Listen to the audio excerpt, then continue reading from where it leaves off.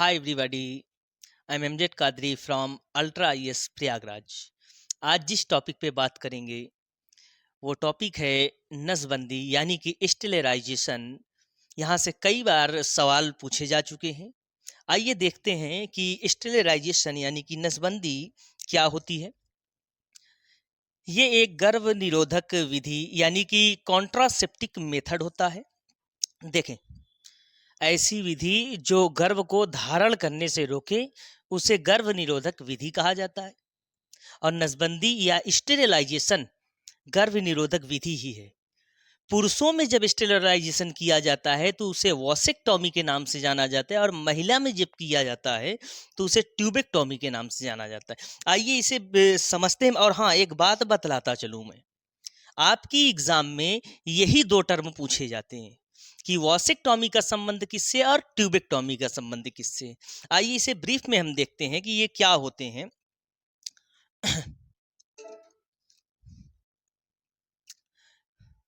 इसे समझने से पहले गर्भ धारण करने की सामान्य प्रक्रिया को समझ लेते हैं ताकि हमें ये वॉसेक्टॉमी और ट्यूबेक्टॉमी दोनों बेहतर समझ में आए। ठीक है, देखें, जब कोई संबंधित स्त्री और पुरुष आपस में मिलाप करते हैं यानी संभोग प्रक्रिया को देते हैं तो संबंधित पुरुष का स्पर्म महिला के गर्भाशय में जाके इस नली में ऐसे आता है।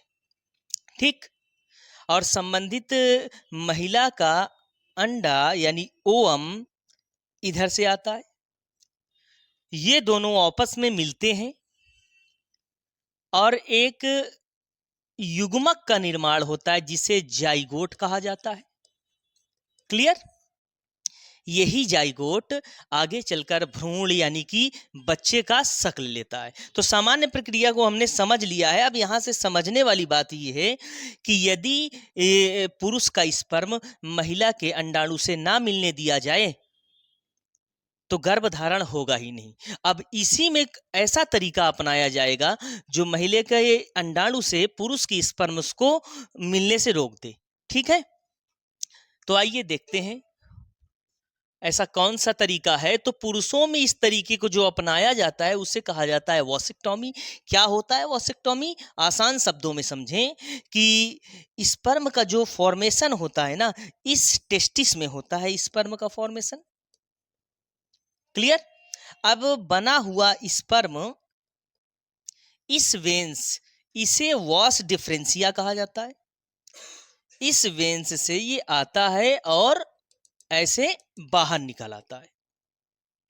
अब अगर इस वॉस डिफरेंशिया या इस नली को काट दिया जाए तो स्पर्म बाहर जाएगा ही नहीं, और जब स्पर्म बाहर नहीं जाएगा तो महिला के अंडाणु से मिलेगा नहीं।